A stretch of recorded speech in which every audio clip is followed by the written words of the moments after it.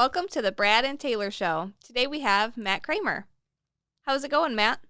It's going well. Thanks for having me, you guys. Yeah, we're excited to have you on. You're listening to the Brad and Taylor Show, a podcast that inspires entrepreneurs to pursue their passions. We're sitting down with some of the best to learn how they got started and some lessons they learned along the way. What do you do exactly? What do I do? Man, my wife and kids ask me this all the time. Do you actually work? You think I'd be better at it? Oh, man. So I do, basically consulting, right? So I work with real estate agents, help them to improve their brand, improve their visibility, generate more leads, close them, convert them, all that fun stuff.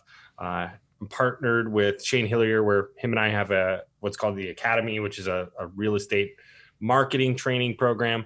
And then I've also got my own training program called Brand Over Brawn, where again, we kind of focus a little bit more on that, building a brand that people are going to recognize locally. Awesome. So you want to, so let's back it up a little bit. Let's back up to when you were little. Is that what you want to do when you grew up, or what was your plan? What did 5-year-old Matt want to do? 5-year-old Matt, for one, sign on to the internet a little bit faster than it took back in 1993. The dial-up? Oh man, I don't miss that. Yeah, exactly. No, 5-year-old Matt. What I actually wanted to do was race motocross. So I wanted to be a professional motocross racer. Yeah. Awesome. So how far did you get? Breaking a bunch of bones. Oh no. That's about as far as I got. So I started racing when I was 15 or 16, and shortly thereafter ended up in the hospital with a broken back and broken hips. Oh man. And ended deciding that was probably not the way to go. Yeah. Do you still ride? I don't ride dirt bikes anymore. Now I've gotten into karting, which is a little bit safer, but still a lot of fun. I saw that. Yeah. I mean, they'll do over 100 mile an hour. So it's a good time. That's awesome. So then when you, so how'd you go from that to doing what you're doing now? Yeah. So I was doing that, had a blast. My dad and I actually had a business doing some of that, where we were working with younger kids that were getting started in selling the bikes and doing trackside support and all that fun stuff. And then, I don't know, a few years later, I ended up getting into comedy somehow. I don't really know how that happened, but I was doing stand-up comedy. Wow. I moved to New York. I did it there for about a year. I went through a bunch of improv training with like the Upright Citizens Brigade, People's Improv Theater, and some of the bigger theaters out in New York. Came back home, was part of an improv troupe, if you'll call it, where I was traveling all over, mainly the US and Canada, and doing shows like we did, I don't know. I was on 100 flights, I think it was that year. I forget how many shows. Wow. That was. Oh, dang. That's a lot. So did you go all over then? Yeah, it was all over. I got to see Alaska. I got to see Canada, which, I mean, once you go past like the first couple cities in Canada, it's really just trees. That's awesome. There wasn't a ton up there, but I got to see a lot of cool stuff and meet fun people. So that was a good time. And then I met my wife when I was on the road, and basically was like, okay, I'm going to marry that girl. So now I got to figure out how to sit still for a minute. Yeah. So that led me into real estate as an agent, right? So I got started as an agent in 2012, I think, 2012, 13, right there.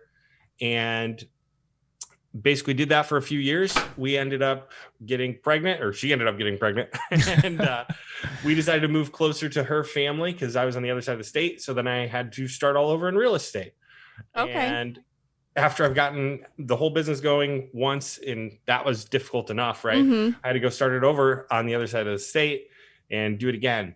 So while I was doing that, I ended up meeting some bigger agents over there, and one of them had a team, and they invited me to be part of the team, which, if you're not familiar with that as a real estate agent, I mean, you get leads provided for you. Basically, it cuts out a ton of the work in the beginning. Yeah. It kind of helps you just make more money.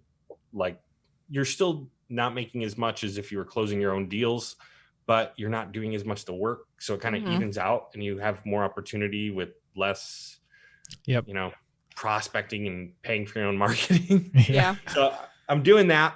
And they asked me to run their lead generation department because I had a pretty extensive background with expireds and for sale by owners and online marketing. I'd been doing that stuff for myself for the past couple of years, and they needed somebody who could do it for the team.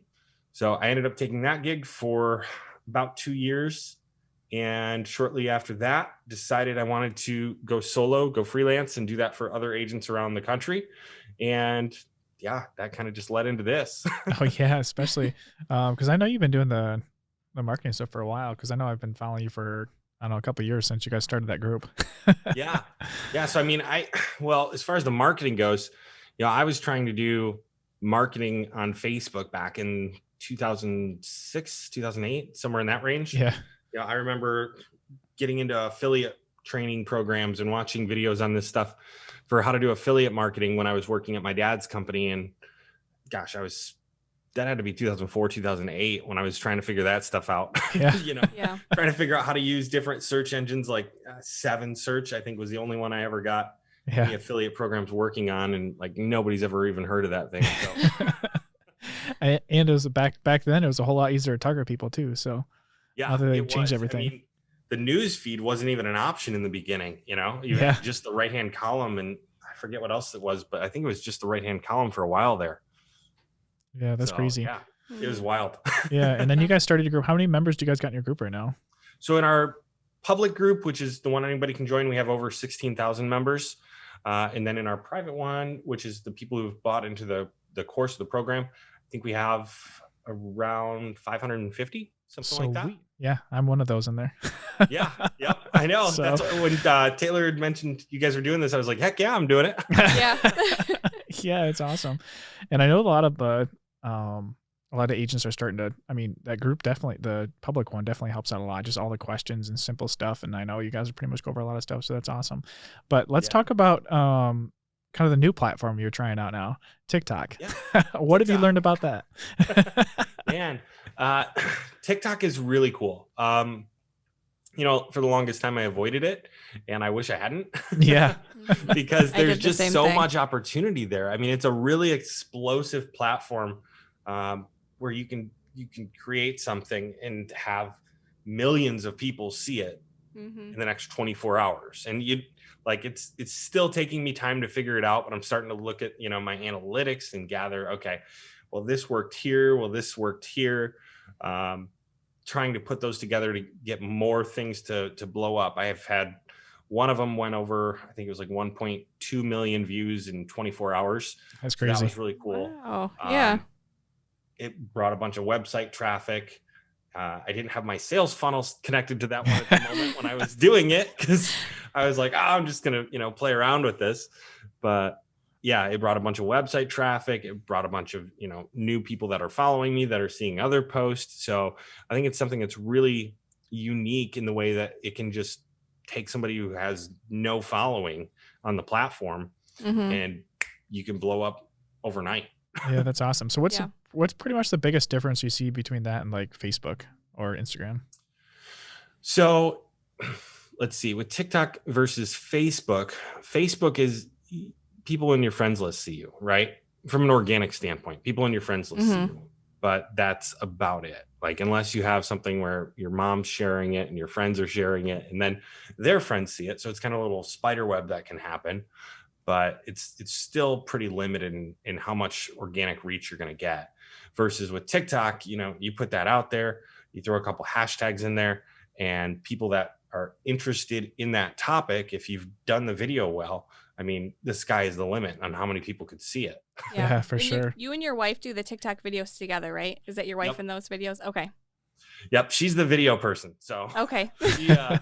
she helps figure out, all of that stuff, because I would have no idea like where to even be looking. And she's like, well, just look over here, and then we'll look over here on this shot. And it's kind of funny, but yeah, Hey, it turns out pretty good for you. Yeah. Yeah. Yeah, they're hilarious. Yeah. So Yeah. tell us about some of the consulting stuff that you do for agents. Because Yeah, are you you're with EXP now, right? I am with EXP. Yep. So I joined EXP around October or something like that. Mhm. So I don't do a lot of real estate on my own. I'll probably use that side of it more towards getting into investment properties, which is one of the next endeavors. Yep. But yeah, so I joined EXP. There was just a lot of different opportunity there as far as the training, as far as the connections that you could make. And I think personally, I see it getting a lot bigger, because the things that they offer, it's kind of like they took the really good stuff out of Keller Williams and moved it Yeah. over to their own brokerage and then also improved on that, right? So I think if I remember right, some of the people that started it were had a background involved at KW and whatnot. And so they said, all right, this is a lot of the stuff that we like. This is a lot of the stuff that's working. This is what we don't like. So we're going to change that and move it over here. And yeah, I just found it to be a great fit. Yeah, that's awesome. So tell us about the consulting stuff you're doing. Yeah, so the consulting stuff, like the brand over brawn would pretty much be the consulting arm. And that's mainly helping agents figure out, how do I stand out in my market, right? How do I build an actual business as opposed to spending 3 hours a day on the phone with expireds versus generating 100 leads every week and trying to follow up with all those people, right? Because what happens is you do these things and it's great. It can bring in a lot of income, but as soon as you stop or you take a break or a vacation, like your income stops or takes a break or a vacation. So, and the only way to get around that is to start leveraging other people, right? So you hire an inside sales agent, you hire buyer's agents, listing agents, different things like that, which I think the buyer and the listing agent is great. But as you start to hire other people, to do the lead generation, the lead cultivation, all that, like you dip so much in your margins. But I think in the beginning for a lot of agents, like it's something that's affordable, right? And so that's where we end up leaning into that. And like when I got started, I hired a coach and he was super adamant about prospecting. He did very little, if any, marketing. I don't think he did any when I spoke with him. I don't know if he does now. But I mean, it wasn't being pushed because it took budget, right?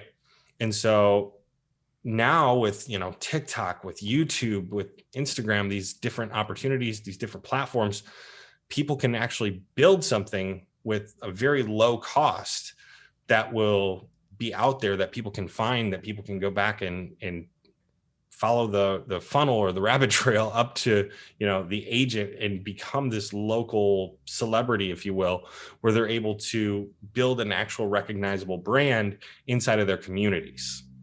And that's kind of the goal is, right, building a business that people recognize, that people are attracted to working with you as opposed to paying for their information and hounding them.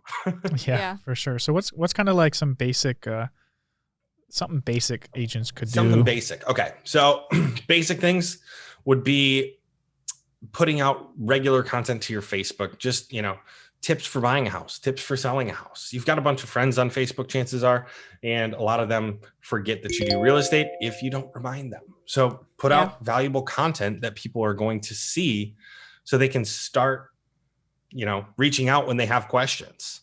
Stories right now are huge because stories, they replenish or whatever it is. Like if you do one at 9 a.m., and then you do another one at noon, you move back up to the front of the line, right? Mm-hmm. So if you do those throughout the day, like people see you more and more. And if you do it consistently, you're going to be in front of them, like getting started. Everybody tells you got to talk to your database. You got to stay in front of your database, but that doesn't always mean hounding them on the phone, knocking on their door 3 times a year or whatever it is. Like you can do it in other ways now. Like the world has changed a lot, especially since the pandemic. And so like, I think people are becoming more open to technology, more open to Zoom calls. I've had Zoom calls with close friends, where we were playing games or like having game night with our families and stuff like that on Zoom. That's fun. Yeah, that's a fun way to connect without being in person when everything was kind of shut down still. So that's a good idea. Exactly. And it's like, that's something that we never would have even thought of 2 years ago, but now it's like you were forced to think differently. And so people are opening up more and they're on Facebook more, they're on Instagram, TikTok, YouTube, all that fun stuff, a lot more. So, I mean, those are some basic things to stay in front of people, for people you don't know, start putting together some YouTube content based around what people are looking for in your area. Start to be the guy or the girl that, tells people what they're looking for when they're looking for restaurants, when they're looking for recommendations for whatever it is. Maybe you're into snowboarding. You can talk about the snowboard shops. You can talk about the different ski slopes, whatever it is, right? You can be the local voice or the local guide in your area. Really easy these days. Yeah. Yeah, that's awesome. So let's go back to the stories.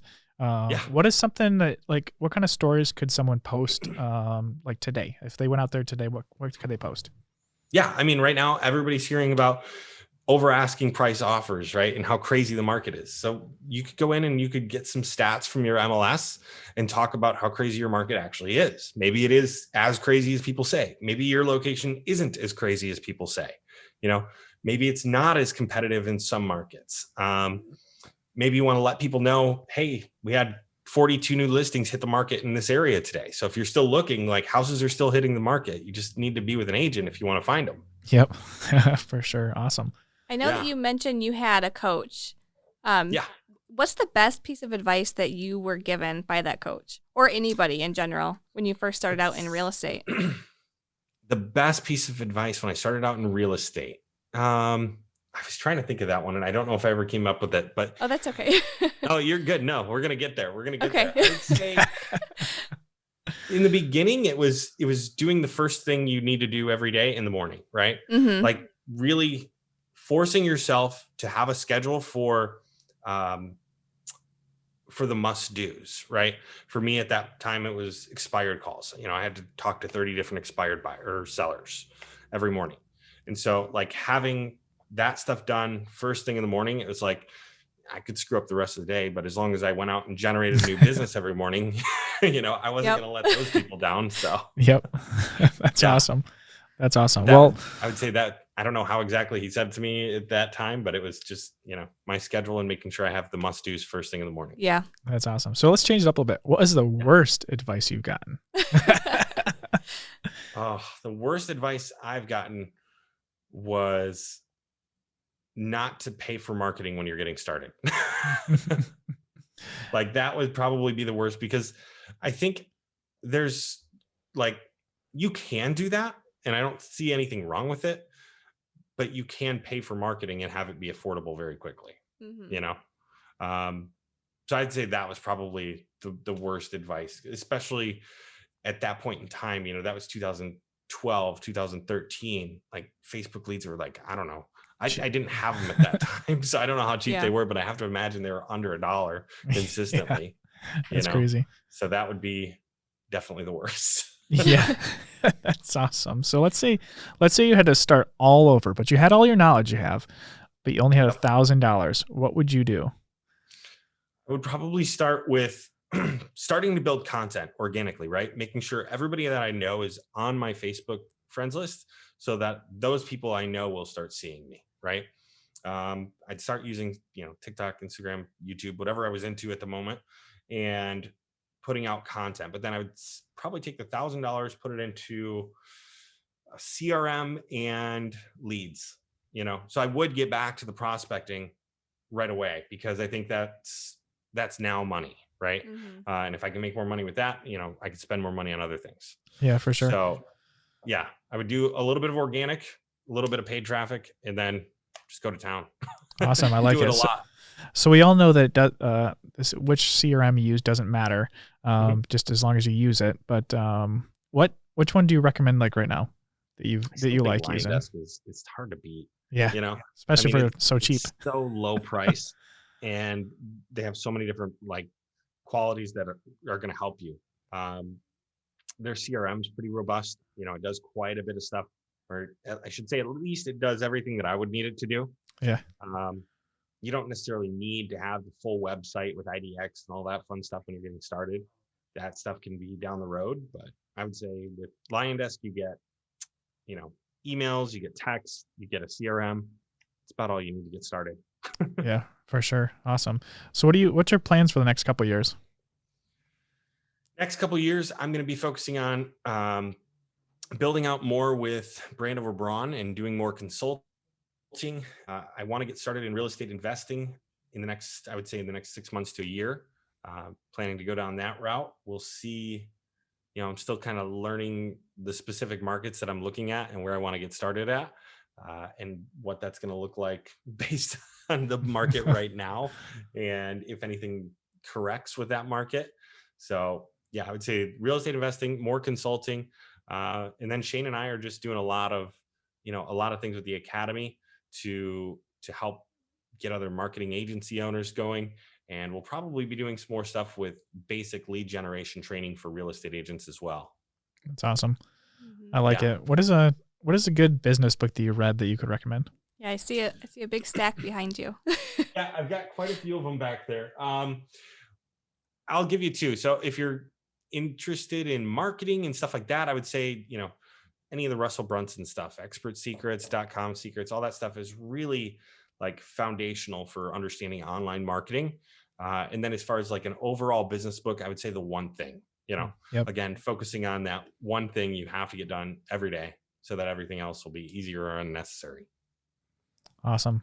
I like it. I've got one more question for you. It's kind of a random one. Uh-oh.